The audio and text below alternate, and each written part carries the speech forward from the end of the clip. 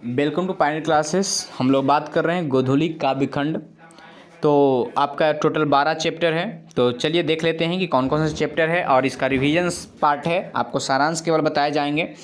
तो आपका पहला चैप्टर है गुरु नानक जी के द्वारा लिखी राम बिनु बिरथे जागी जन्मा जो नर दुख में दुख नहीं माने। दूसरा है रसखान के द्वारा प्रेमहीन श्री राधिका करील के कुंजी ऊपरी बारह। तीसरा है घनानंद के द्वारा अति सुधो स्नेह को मारग ओ अंशुबाहनी ले बरसो। चौथा है प्रेमघन के द्वारा स्वदेशी, सुमित्रानंदन पंत के द्वारा भारत माता, रामधारी सिंह दिनकर के द्वारा लिखित जनतंत्र का जन्म, सच्चिदानंद हीरानंद बादशान अगेई के द्वारा लिखा हिरोशिमा, कुंवर नारायण के द्वारा लिखा एक वृक्ष की हत्या, बीरेन डंगवाल के द्वारा लिखित हमारी नींद, अनामिका के द्वारा लिखित अक्षर ज्ञान, जीवनानंद दास के द्वारा लिखित लौट कर आऊँगा फिर और रेनर मारिया रिल्के के द्वारा लिखित मेरे बिना तुम प्रभु। तो चलिए हम पहले चैप्टर से शुरुआत करते हैं। गुरु नानक का 2 पद हैं। आपका पहला पद का अर्थ है, आप कविताओं को एक बार जरूर पढ़ लें। गुरु नानक पहले पद में कहते हैं, गुरु नानक कहते हैं कि यदि हमने राम का नाम न लिया तो हमारा जन्म व्यर्थ है। बिना राम नाम के हम केवल विष खाते हैं और हमारी वाणी भी विष के समान होती है। राम नाम के बिना जीवन निष्फल है, इसके बिना मति भ्रमित रहती है। गुरु के शब्द सीख के बिना प्राणी की मुक्ति संभव नहीं है।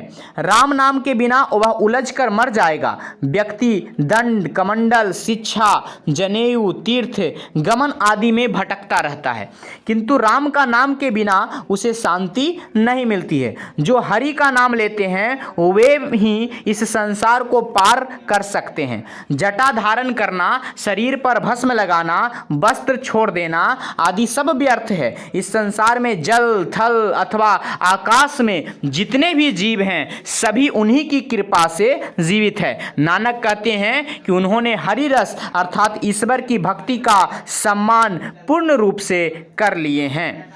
तो इस पद से आपका जो प्रश्न उठता है वो उठता है कि कवि किसके बिना जगत में जन्म व्यर्थ मानते हैं? तो राम नाम के बिना। वाणी कब विष के समान हो जाती है? तो राम नाम के बिना। आगे है दोस्तों कि नाम कीर्तन के आगे कवि किन कर्मों को, तो चाहे आप कमंडल लीजिए, भस्म लगाइए, वस्त्र छोड़ दीजिए, ये सारे कर्मकांड क्या हैं? व्यर्थ हैं। हरि रस से कवि का अभिप्राय क्या है? तो ये मानते हैं कि प्रभु का नाम लेना, प्रभु का गुणगान करना ही सच्ची भक्ति है। गुरु नानक के दूसरे पद में कहा गया है कि नानक कहते हैं कि जो मनुष्य दुख में दुख नहीं होता, जो सुख स्नेह और भय से प्रभावित नहीं होता, जो सोना को मिट्टी समझता है, जो निंदा और प्रशंसा को समान भाव से लेता है, जिसे न लोभ हो, न मोह और न ही अभिमान, हर्ष शोक और मान अपमान से जो परे हो, जिसने सांसारिक इच्छाओं को अपने मन से त्याग दिया हो, जिसके भीतर न काम उत्पन्न हो और न ही क्रोध, उसी शरीर में ब्रह्मा का निवास है, ईश्वर का निवास है। गुरु की कृपा जिन पर होती है वे ही इस युक्ति की पहचान सकते हैं। नानक कहते हैं कि वे गोविंद में इस तरह लीन हैं, इस तरह अभिन्न हैं जैसे पानी में पानी मिला हो।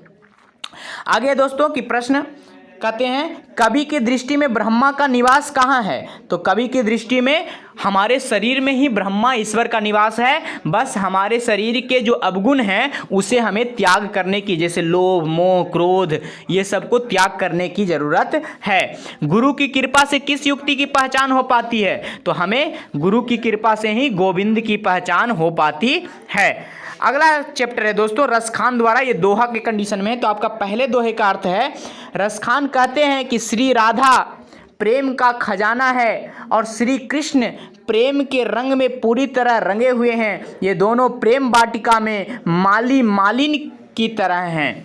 तो कवि ने माली मालिन किसे कहे हैं? तो कवि ने माली मालिन श्री कृष्ण और राधा को कहे हैं।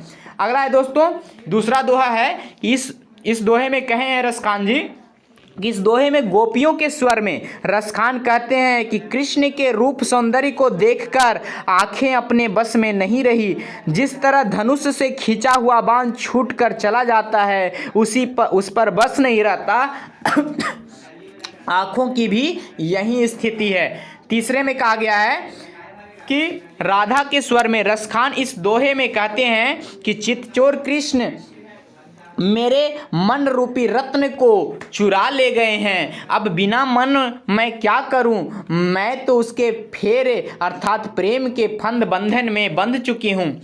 अगले में तो कृष्ण को चोर क्यों कहा गया है, क्योंकि उन्होंने राधा के मन को चुरा लिए हैं। आगे अगला, राधा के स्वर में रस खान कहते हैं चौथे दोहे में कि राधा के स्वर में रस खान कहते हैं कि जिस दिन प्रिय कृष्ण से आंखें लगी है, मेरे मन में चितचोर कृष्ण बस गए हैं और मैं पलकों की ओट भी नहीं कर सकी हूँ।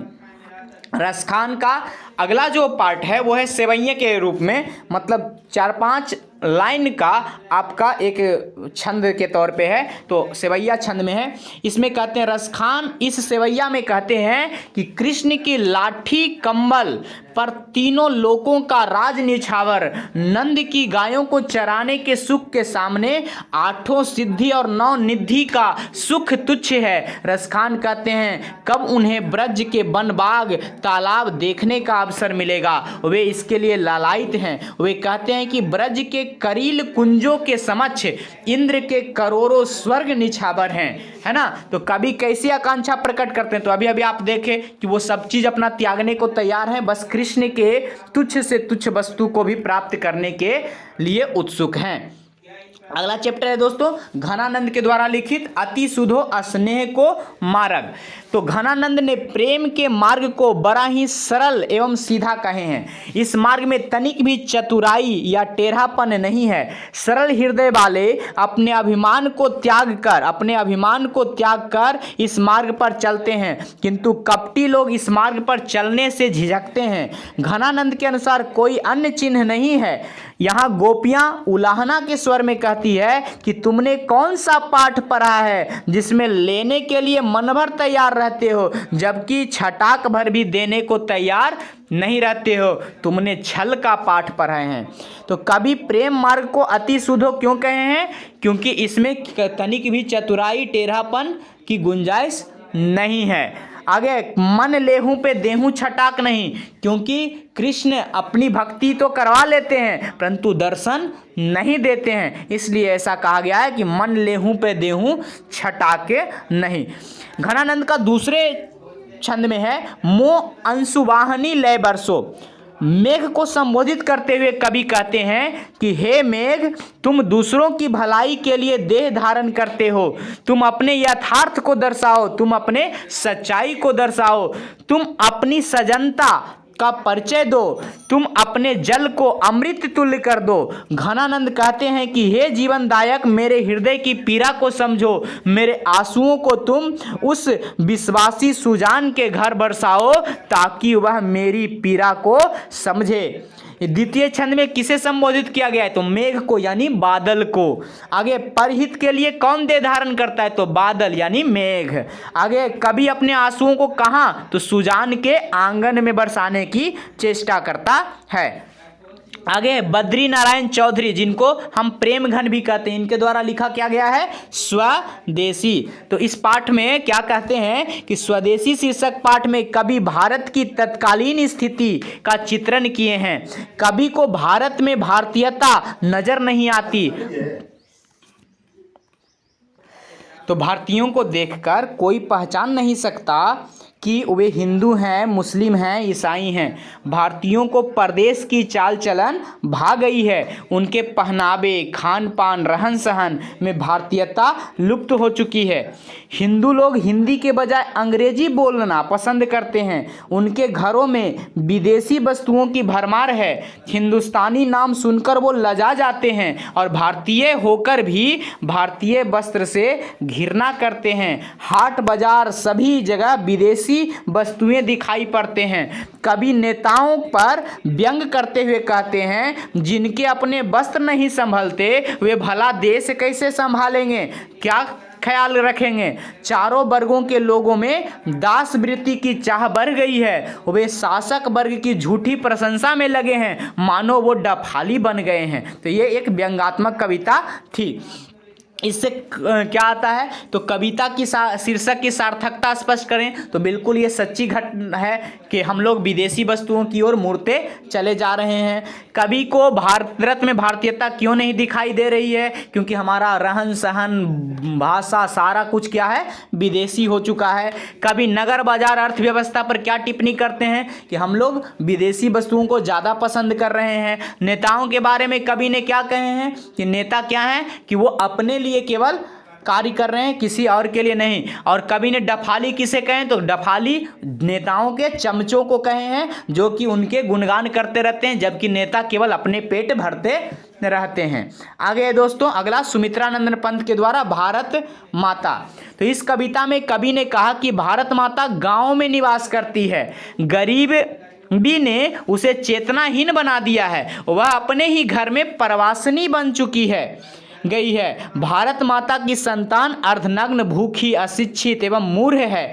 गंगा यमुना रूपी दोनों आंखों से आंसू भरे हैं। गीता प्रकाशनी भारत, मतलब गीता जैसा ग्रंथ लिखने वाला भारत माता का तपस्या सफल हुई है, उसने भारतीयों के विकास की राह दिखलाई है। जग जननी भारत माता के जीवन को विकसित करने के लिए प्रेरक शक्ति दे।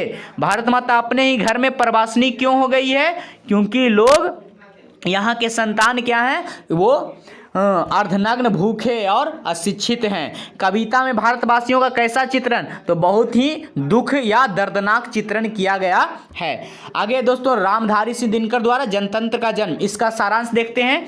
तो रामधारी सिंह दिनकर की प्रसिद्ध कविता जनतंत्र का जन्म, जिसमें कवि ने सदियों की पराधीनता के बाद प्राप्त स्वतंत्रता का वर्णन किए हैं।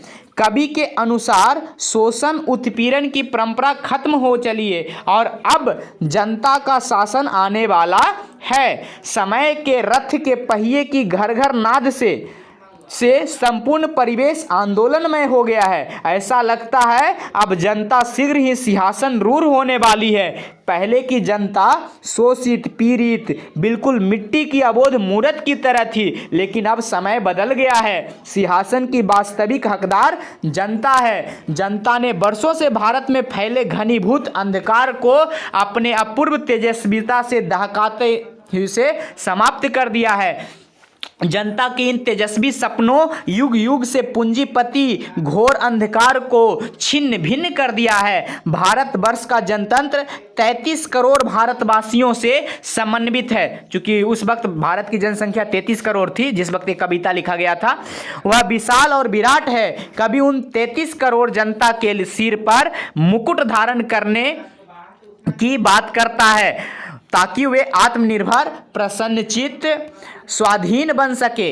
कवि की दृष्टि में आज के देवता मंदिर या देवालय में नहीं मिल सकते, बल्कि वे खेतों और खलिहानों में ही मिल सकेंगे। यानी यहाँ के जो मेहनतकश मजदूर और किसान हैं वही सही अर्थों में आज के देवता हैं। अतः समय के रथ का घर घर नाद अब चारों ओर सुनाई पड़ने लगी है। अब जनता शासन करने हेतु आगे बढ़ रही है। अब सिंहासन खाली करना होगा, क्योंकि अब लोकतंत्र का जन्म होने वाला है। इस चैप्टर से जो प्रश्न आते हैं वो है कि कवि की दृष्टि में समय के रथ का घर घर नाद क्या है, तो वो है लोकतंत्र की स्थापना करना।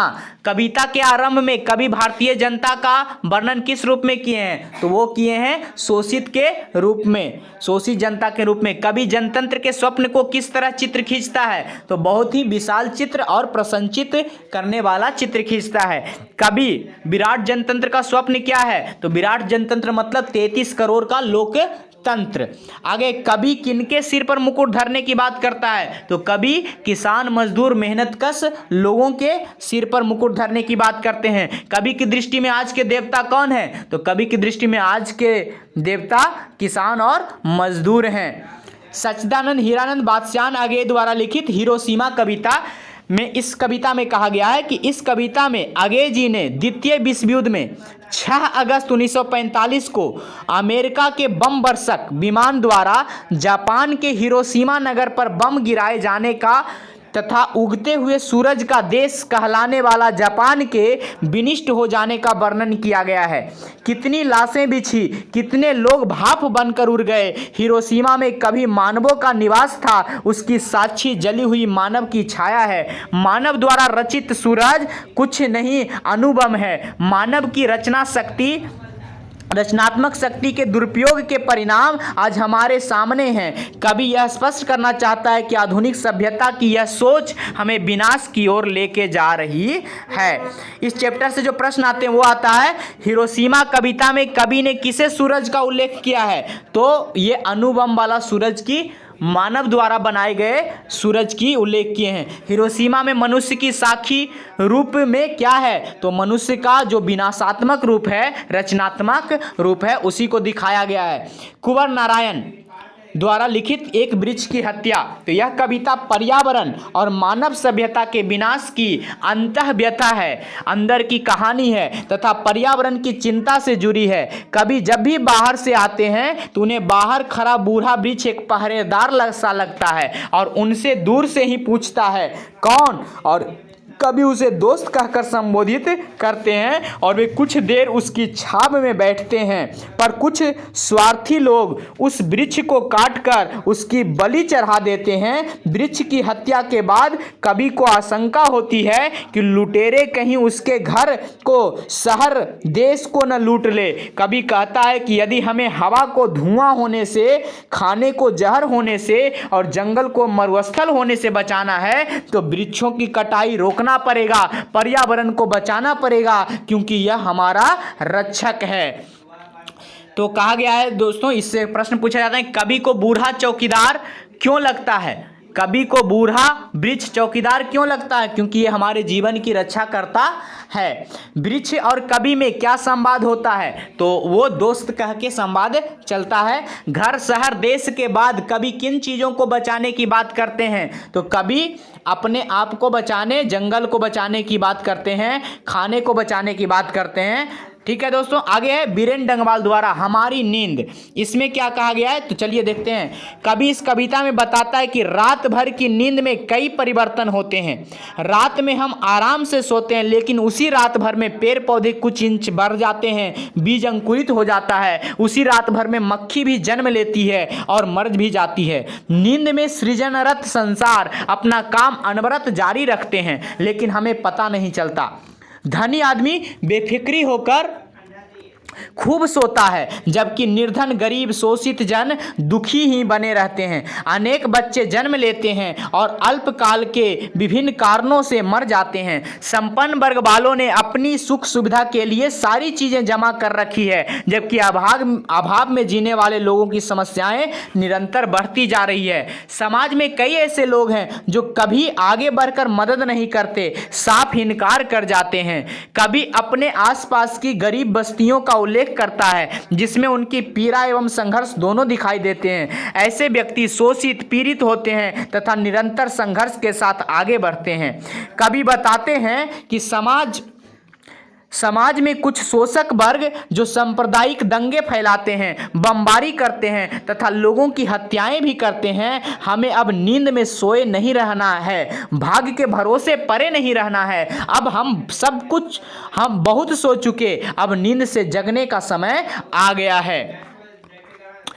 तो इसमें जो प्रश्न जो आते हैं वो आता है कि मक्खी के जीवन क्रम का कवि द्वारा उल्लेख किए जाने का क्या आशय है? तो ये आशय है कि हम सो रहे हैं और कितनों ने अपने जीवन के उच्च से उच्च काम करके यहाँ से, इस संसार से विदा हो गए। इनकार करना न भूलने वाले कौन हैं? वो लोभी या शोषित या कह सकते हैं आराम पसंद लोग हैं। कभी गरीब बस्तियों का क्यों उल्लेख करते हैं? क्योंकि गरीब बस्तियों में शोषण किसी पूंजीपतियों के द्वारा होते रहती है। कभी किन अत्याचारियों का और क्यों जिक्र करते हैं? तो जो शोषण करते हैं उनका ये जिक्र करते हैं। आगे दोस्तों, अनामिका द्वारा लिखित अक्षर ज्ञान। क्या है अक्षर ज्ञान? अनामिका द्वारा रचित अक्षर ज्ञान एक रोचक कविता है, जिसमें एक ऐसे बालक का चित्रण किया गया है जो पहल ककहरा सीख रहा है। ऐसा लगता है कि कवित्री माँ बन गई है और उसका शिशु कविता का अबोध बालक। माँ अपने अबोध बालक को ककारा लिखना सिखलाती है, जैसे हमारे भी साथ हुआ था। ककारा सीखने के क्रम में का कबूतर, खा खरहा, गा से गमला और घा से घरा चित्र के साथ सिखलाया जाता है। ककारा की किताब में इसके चित्र भी होते हैं ताकि वह मन लगाकर सीख सके। कविता में बालकों का चंचलता की ओर भी इशारा किया गया है, जहाँ बच्चे का ध्यान का खा गा घा लिखने पर कम और उससे बनने वाले शब्दों के चित्रों पर अधिक रहता है। फलतः वह लिखने के क्रम में गलती करता रहता है। हम जानते हैं कि अंगा अक्षर में बनाने वाला कोई चित्र किताब में नहीं रहता, इससे बच्चे की परेशानी बढ़ जाती है। अंगा के बारे में कोई कुछ नहीं बताता तो वह खुद ही निकाल लेता है कि अंगा में जो दो हिस्सा है, डा वाला हिस्सा जो है और फिर बिंदु वाला, डा वाला को माँ लगता है और बिंदु वाला उसके गोदी में टिका हुआ बच्चा। लेकिन अंगा के लिखने में उसे काफ़ी परेशानी होती है। बच्चा नहीं लिख पाने का कारण रोता है, उसके आंसू बह निकलते हैं। ये आंसू कवित्री को भीतर तक प्रभावित करता है। उसे लगता है कि ये आंसू भी शायद सृष्टि की विकास कथा का पहला अक्षर है। कवित्री सोचती है कि बच्चा कोई अक्षर ठीक से नहीं लिख पाता, कोई अक्षर चौखट यानी लिखने वाले खाने चौकोर बनाए गए स्थान में अट नहीं पाता, बाहर निकल जाता है। ऐसे में कवित्री को लगता है कि का फुदक कर कबूतर की तरह इधर उधर चल रहा है। यही बात गमले ले और खरहे पर भी लागू होती है, जहाँ शब्द चित्र के रंगीन दृश्य में छोटे बालक का मन भटक जाता है। इस कविता में बच्चे की विफलता के आंसू निराशा के सूचक हैं, बल्कि इसमें आशा है। वह आशा ही बालक को बार बार सीखने के लिए मजबूर करती है। सृष्टि के विकास में भी आशा है और इसी में जीवन संघर्ष भी है। आगे दोस्तों, बेटे के लिए अंगा क्या है और क्यों है? तो बेटे के लिए अंगा में जो ड है वो है माँ और बिंदु जो है वो है बेटा। अक्षर ज्ञान कविता में का और खा का विवरण करें। का से कबूतर जो फुदक जाता है और खा से खरगोश जो भाग जाता है। अक्षर ज्ञान कविता किस तरह हमारे भीतर आशा और संभावना को जगाती है। जिस प्रकार से अक्षर ज्ञान में को करते वक्त हमारे से गलतियां होती है और हम फिर भी प्रयास करते हैं, उसी प्रकार से जीवन में बहुत सारे असफलताएं आती है, परंतु हमें सफलता के लिए प्रयास करते रहने चाहिए। कविता में 3 परिस्थितियां स्पष्ट करें कि वे कौन कौन सी हैं। तो ठीक है, अगले है जीवनानंद दास द्वारा लौट कर फिर आऊँगा। तो ये बंगाल के चिर परिचित कवि जीवनानंद दास की प्रसिद्ध कविता लौट कर आऊँगा फिर एक देशभक्ति की भावना वाली कविता है, से ओतप्रोत है। इस कविता में कवि अपने मातृभूमि से बहुत प्यार करता है। उसकी जन्मभूमि बंगाल रही और फिर मरने के बाद वह उन्हें जन्म लेने की इच्छा व्यक्त करता है। कभी उस बंगाल में लौटकर आने की बात करता है जहां नदियां बहती है तथा उसके किनारे धान की फसलें लहलहाती है। कभी अगले जन्म में कौवा, हंस, उल्लू और सारस बनने की संभावना व्यक्त करता है। कभी मानता है कि मरते समय आदमी जो कुछ सोचता है वह बन जाता है, इसलिए कभी यही सोचता है कि मैं छोटी चिड़िया बनूं, अबाबिल कहा जाता है, तथा जो खंडहरों में अपना घोंसला बनाया करती है। कभी चाहता है कि मैं बिल्कुल उसी रूप में सर्वत्र भ्रमण करूं। यहाँ पे 2 प्रश्न आते हैं आपका। पहला प्रश्न है कि कभी किस तरह से बंगाल में एक दिन फिर लौटकर आने की बात करता है। तो वो पक्षियाँ बन के आने की बात करता है। पूरा कविता पढ़े होंगे तो उसमें आपको दिखा होगा। कभी अगले जन्म में क्या बनने की बात करते हैं। दोनों प्रश्न लगभग एक ही हैं। सबसे आखिरी चैप्टर है आपका रेनर मारिए रिल्के द्वारा लिखा मेरे बिना तुम प्रभु। प्रस्तुत कविता में मेरे बिना तुम प्रभु एक रहस्यवादी कविता है, जिसमें एक भक्त कहता है मैं हूँ इसलिए आप हैं, मैं न रहूँगा तो आपकी सत्ता नहीं रहेगी। भक्त ही प्रभु के सुख देता है। यह कविता कवि द्वारा अपने प्रभु को संबोधित है।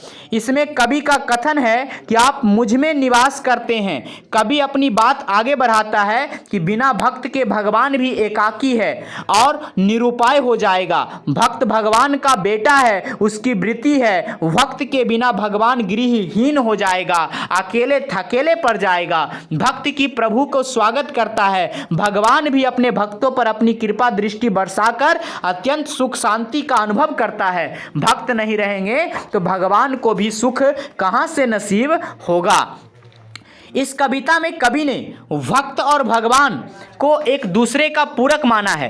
कवि की दृष्टि में भक्त के लिए भगवान का होना जरूरी है और भगवान के लिए भक्त का होना भी परम आवश्यक है। यह कोई कवि की कल्पना कर सकता है, कवि ही कल्पना कर सकता है कि भक्त के बिना उसके चरण चल नहीं सकते। भगवान को जीवित रखने के लिए भक्त की भक्ति ही काम आती है ताकि उनका अस्तित्व बना रहे। इस चैप्टर से 4 प्रश्न आते हैं। कविता किसके द्वारा किन्हें संबोधित किया गया है? तो भक्त के द्वारा भगवान को संबोधित किया गया है। कविता के आधार पर भक्त और भगवान के बीच संबंधों का प्रकाश डालें। मेरे बिना तुम प्रभु कविता के कवि का भाव स्पष्ट करें, या मेरे बिना तुम प्रभु कविता का सारांश लिखें। ये तीनों ऊपर आंसर्स आपका दिया गया है। आगे है आपका वर्णिका, तो वो अगले पार्ट में आएंगे। गुड लक दोस्तों, बने रहें पायनियर क्लासेस रिविजन्स।